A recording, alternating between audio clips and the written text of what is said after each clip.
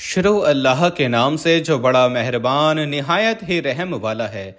बिस्मिल्लाहिर्रहमानिर्रहीम। जिस घर में औरत हाथ से कपड़े धोती है उस घर से दो चीज़ें ख़त्म हो जाती हैं। मोहतरम दोस्तों, आज आपको एक वाक्य के ज़रिए बताया जाएगा कि जिस घर में औरत हाथ से कपड़े धोए उस घर से कौन सी दो चीज़ें ख़त्म हो जाती हैं। दोस्तों, शाजिया इंतहा की खूबसूरत लड़की थी। मैंने जब उसे पहली बार देखा तो उस पर अपना दिल हार बैठा। जल्द ही मैंने उस रिश्ते के लिए कोशिशें शुरू कर दी। शाजिया के माँ बाप ने ज़्यादा देर नहीं लगाई और हाँ कह दी, मगर शाजिया की कुछ शर्तें थीं जो मुझे बाद में मालूम हुई।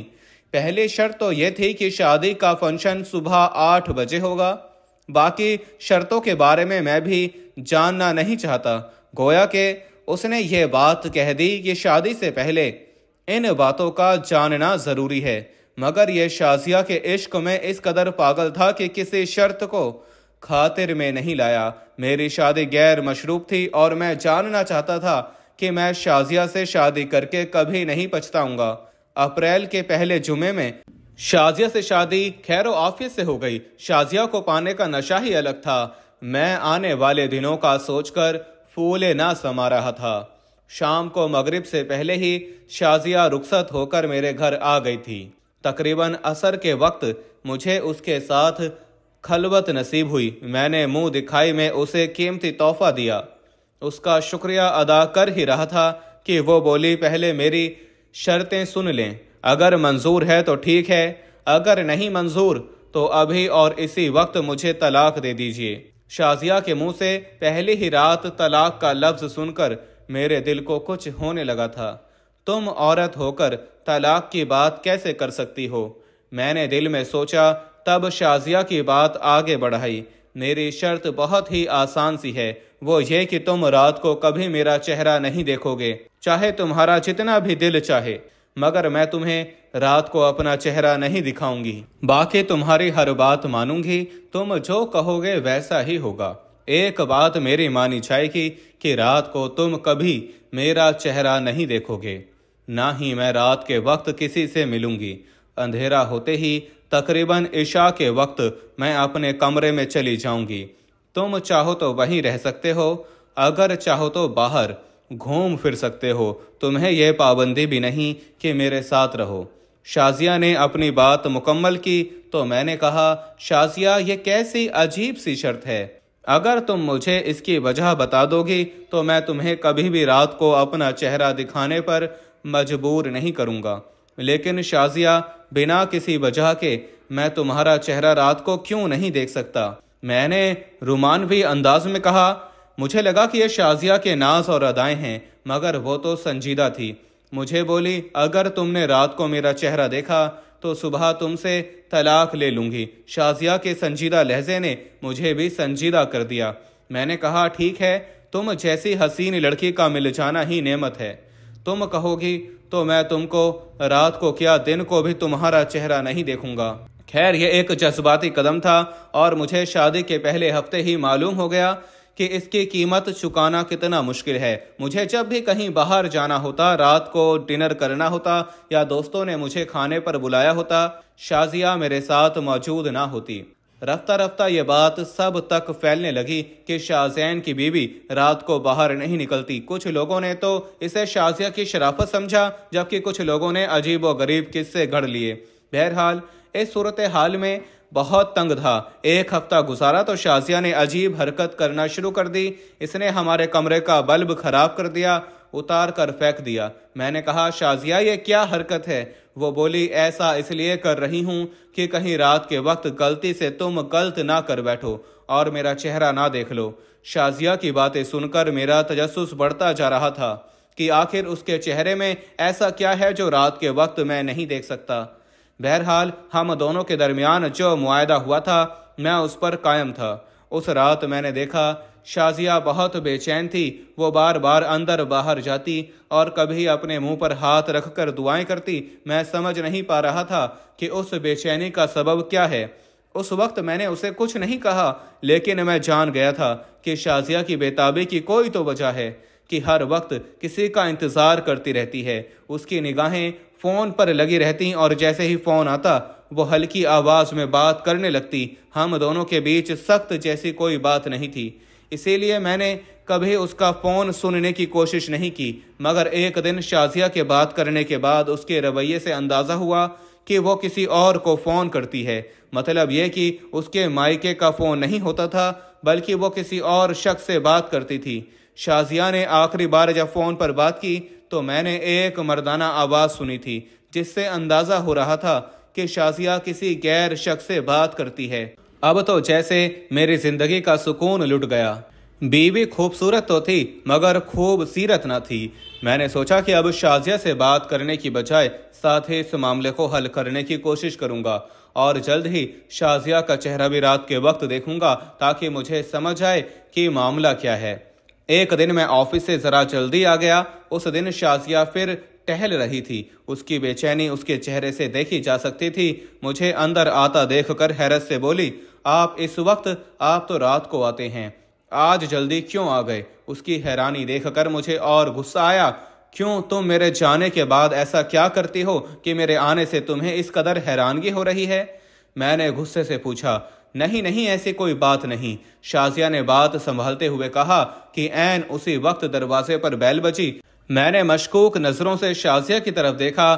شازیہ کا رنگ جیسے نیلا پڑ گیا۔ میں نے دروازہ کھولا تو سامنے ایک آدمی کھڑا تھا جو پولیس کی وردی میں ملبوس تھا۔ اس وقت میرے سامنے کوئی اور ہوتا تو شاید میں شک کرتا، مگر انسپیکٹر مظہر حیات کو اپنے سامنے دیکھ کر میرا سارا غصہ جھاگ کی طرح بیٹھ گیا۔ انسپیکٹر مظہر حیات میرا دوست تھا۔ ہم دونوں ایک دوسرے کو کافی عرصے سے جانتے تھے اور میری اس بات سے اور میری اس سے بات چیت بھی ہوتی تھی، مگر کافی عرصے سے ملاقات نہیں ہوئی تھی۔ یوں کہیے کہ 2 سال سے ہم دونوں ملے نہیں تھے۔ میں جانتا تو تھا کہ وہ ہمارے ہی علاقے میں انسپیکٹر تعینات ہے، مگر مصروفیت کی وجہ سے دونوں کی ملاقات نہیں ہو پائی تھی۔ اچانک مظہر کو اپنے سامنے دیکھ کر مجھے حیرت ہوئی، مگر اس نے زیادہ حیرت کا اظہار نہیں کیا۔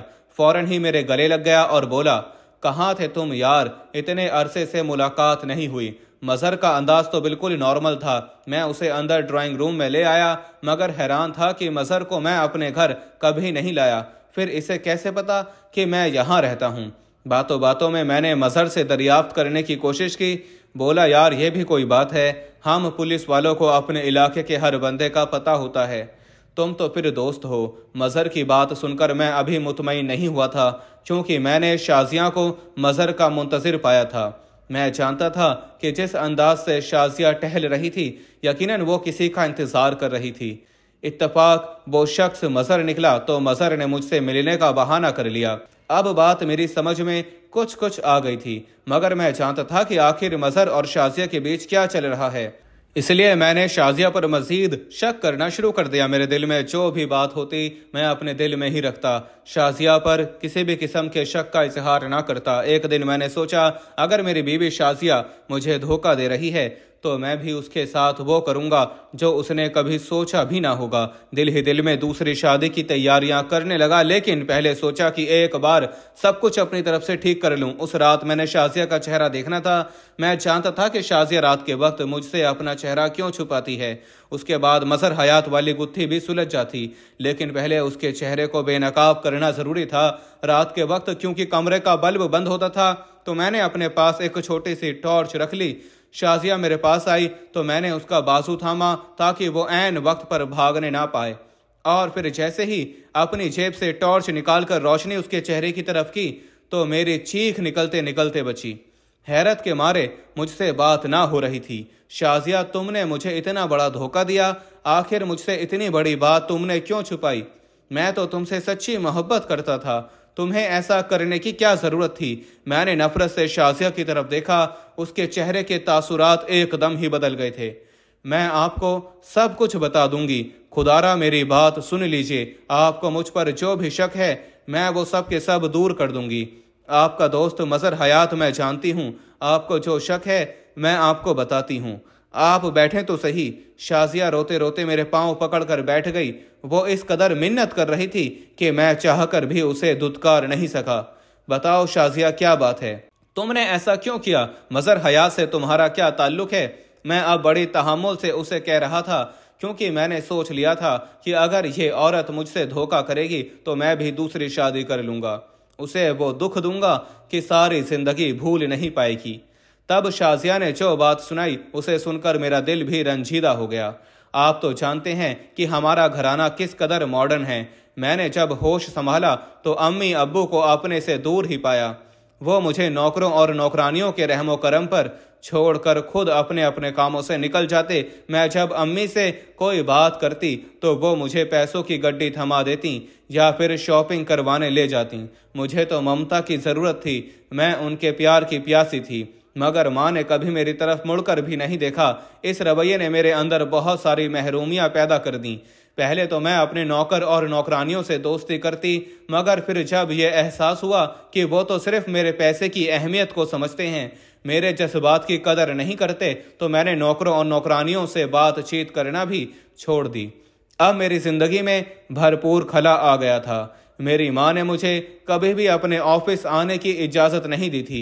हमेशा यही कहती कि मेरे ऑफिस आने से पहले मुझे बता देना, क्योंकि मेरे 1000 काम होते हैं, मैं तुमसे बात नहीं कर पाऊंगी। अब्बू भी अपने कामों में मशरूफ रहते, मगर उस वक्त मेरा दिल बहुत मजबूर था। मैं उदास थी। सोचा अगर अम्मी को फ़ोन करूंगी तो देर हो जाएगी। मैंने गाड़ी निकाली और अम्मी के ऑफिस चली गई, मगर जैसे ही ऑफिस के दरवाजे से अंदर दाखिल हुई, अंदर का मंजर देखकर मेरा दिल बुझ गया। मैं अपनी माँ के बारे में ऐसा सोच भी नहीं सकती थी, मगर मेरी माँ इस कदर रोशन ख्याल हो चुकी थी कि वो इखलाकियात को भी भूल चुकी थी।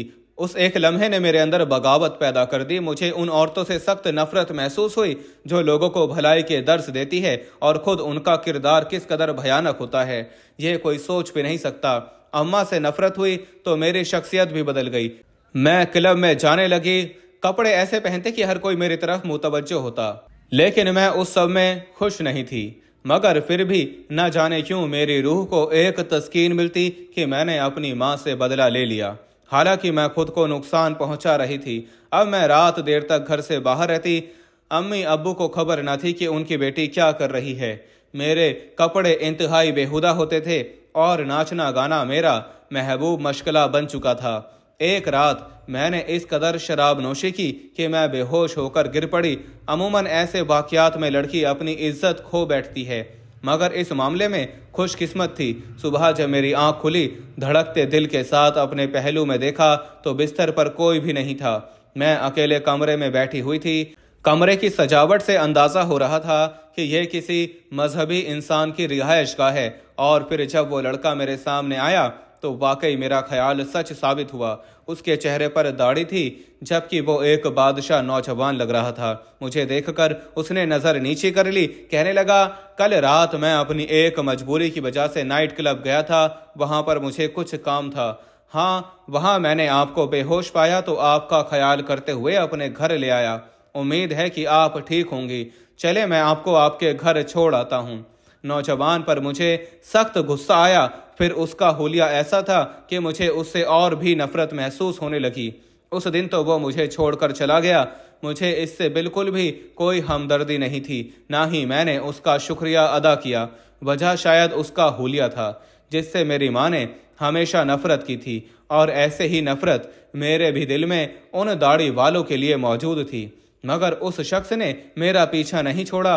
वो बार बार मेरे पीछे आता और कहता कि तुमसे मोहब्बत करता हूँ। मेरी सहेलियों ने जब ये बात देखी तो वो बोली कि तुम इससे अपनी जान छुड़वा क्यों नहीं लेती, ये तो हर वक्त तुम्हारे पीछे आता है, तुम्हें तंग करता है। अगर ऐसा ही रहा तो बाकी लड़के तुमसे डरना शुरू हो जाएंगे। तुम इसका हुलिया तो देखो कितना खतरनाक लगता है।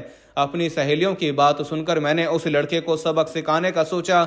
लड़के का नाम सऊद था। एक दिन उसने मुझसे बात करने की कोशिश की तो मैंने कहा कि शाम को तुम बहादुरी का मुजाहरा करना और मेरी सहेलियों के सामने खुद को साबित करना, तब हो सकता है कि तुम्हारा काम बन जाए।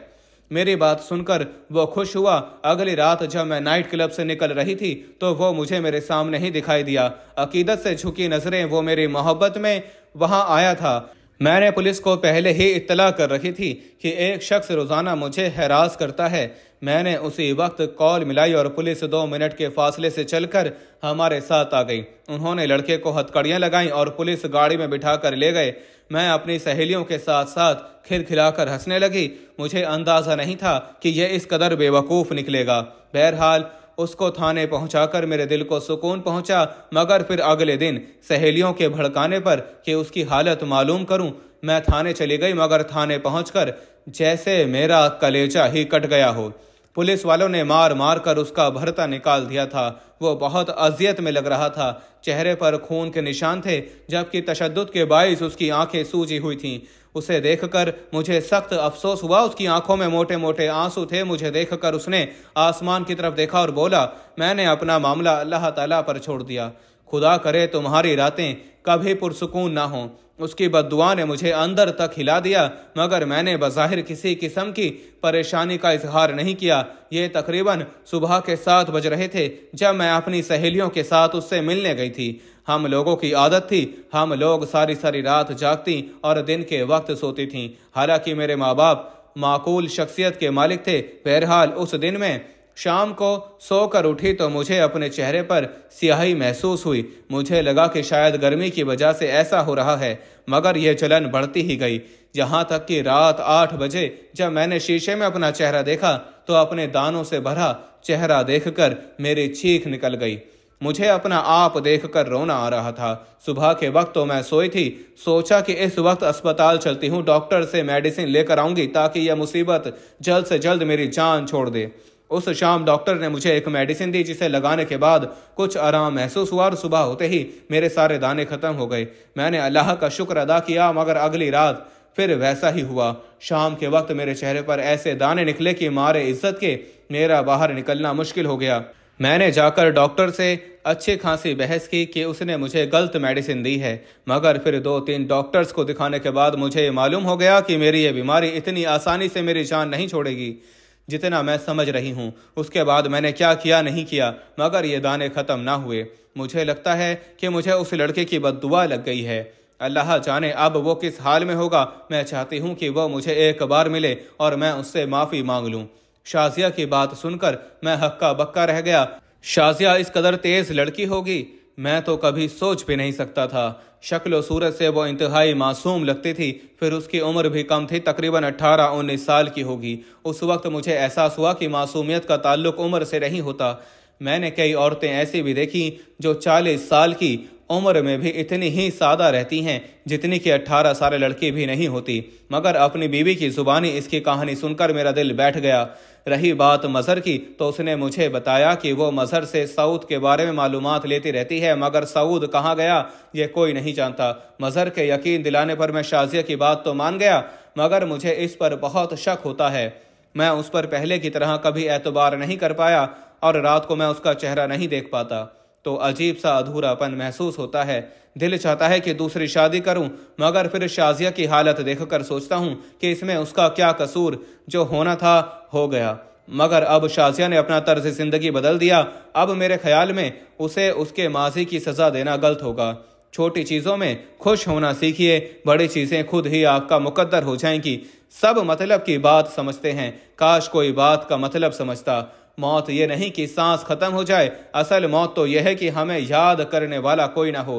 हिसाब रखा करें। आजकल लोग पूछ लेते हैं तुमने मेरे लिए क्या किया है। हैसियत और रुतबे का गुमान कभी ना करें। याद रखें, उड़ान हमेशा जमीन से शुरू होकर जमीन पर ही खत्म होती है। ऐ मतलब तेरा शुक्रिया, तूने सब इंसानों को जोड़ कर रखा है। दर्दनाक यह है कि आप किसी शख्स को आंखों में जगह दें और वो आपको अंधा कर जाए। इंसान बड़ी अजीब फितरत का मालिक है। ये मरे हुओं को रोता है और जिंदा को रुलाता है। अपना हिस्सा मांग कर देखो, सारे रिश्ते बेनकाब हो जाएंगे, और अपना हिस्सा छोड़ कर देखो, कांटे भी गुलाब हो जाएंगे। जिस घर में औरत हाथ से कपड़े धोती है उस घर में 2 चीज़ें ख़त्म हो जाती हैं। नंबर 1, हाथ से कपड़े धोना डिप्रेशन को दूर करता है। नंबर 2, कपड़ों का धोना रंजो गम और हज़न व मलाहा को दूर करता है। बदी छुप कर करते हो, नेकी भी छुप कर करो। यदि इखलास है, परेशानियों की घड़ी को कमर पर लादे हुए ना फिर। वक्त से पहले कमर दोरी हो जाएगी और तुम बूढ़े हो जाओगे। घड़ी को अल्लाह पाक के सामने रख दो, हल्के फुल्के हो जाओगे, बुढ़ापे में भी जवान रहोगे। अपनों की छोटी छोटी खुशियों का ख्याल रखने के बदले आपको बड़ी खुशियां हासिल होंगी। जिंदगी की सबसे बड़ी इन्वेस्टमेंट हम किसी इंसान पर करते हैं, अपनी जिंदगी। कीमती वक्त सौंपकर और वही शख्स हमें अपनी ज़िंदगी से फजूल समझकर निकाल देता है। अल्लाह ताला चाहता है जिस तरह माँ बाप की मोहब्बत पर तुम शक नहीं करते, इस तरह उसकी मोहब्बत पर यकीन रखो जो 70 माओं से ज़्यादा तुमसे मोहब्बत करता है। उम्र से ज़्यादा हालात इंसान को जल्दी बूढ़ा कर देते हैं। इंसान को काम और मेहनत से इतनी थकावट नहीं होती जितना लोगों के रवैये थका देते हैं। दुआएं कसरत से किया करो, क्योंकि तुम्हें नहीं मालूम कि कई मर्तबा तुम गिरने ही वाले थे मगर तुम्हारी दुआओं ने तुम्हें थाम लिया। लोगों का शिकवा ना करो बल्कि खुद को बदलो। पाँव को मट्टी से बचाने का तरीका जूता पहनना है, ना कि सारे शहर में कालीन बिछाना। इसलिए खुद को बदलें, अपने अंदर आजिज़ी पैदा करें, क्योंकि अल्लाह ताला आजिज़ी को बहुत पसंद करता है। दोस्तों, गुजारिश है कि अल्लाह ताला के 99 नामों में से कोई एक नाम लिखकर कमेंट्स में ज़रूर शेयर करें। अल्लाह हम सबका हामी और नासिर हो। आमीन।